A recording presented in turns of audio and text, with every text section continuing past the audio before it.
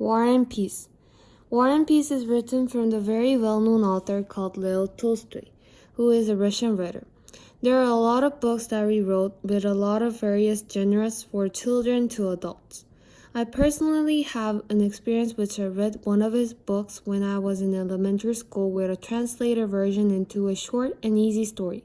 Not only the book War and Peace is famous for those many books written by Leo Tolstoy, but there are a lot of accounts that was renowned for his great skills and topics of writings. For an example, there are Anna Karenina, Childhood, Youth, and much more. However, War and Peace is the book that represents Leo Tolstoy as a great author. The book is regarded as one of those top books in our whole world, and so War and Peace became his finest books of all. To begin with, the story of War and Peace illustrates a true story or Russian history what really had happened before. Through writing the story about the war when Napoleon was planning to take over, Leo Tolstoy inserted his own feelings or what he had thought about the war at the same time. The main characters of the story are the nobles of the society of Russia.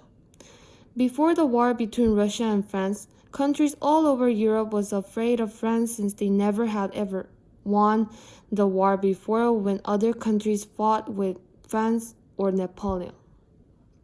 Napoleon was often bepraised by their citizens by their name.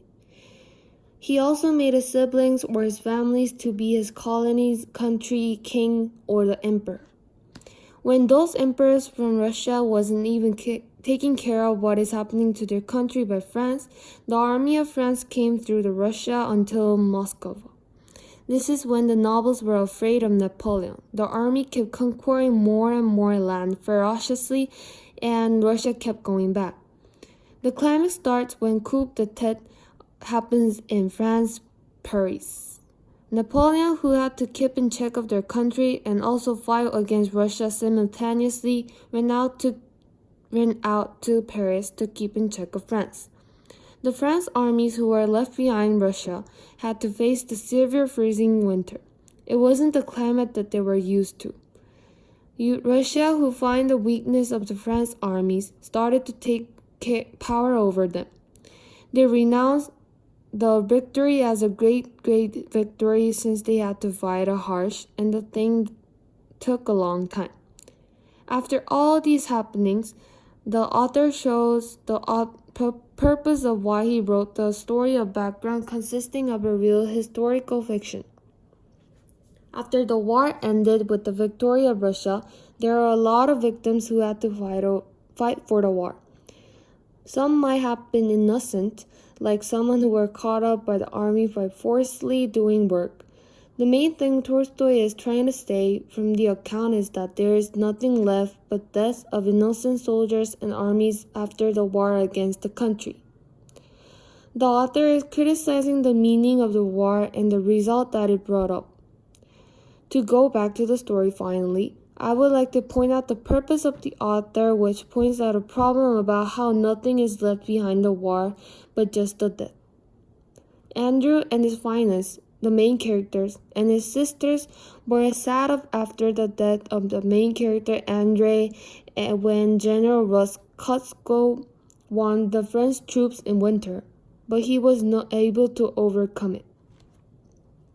There are a lot of wars, a lot of damage and instability. There are things that must not be done. People are not living in this war, and finally the end of the war and the peace is finally coming. This is the ultimate theme of the Tolstoy suffering and stability, suffering and rest, or the war and peace they call.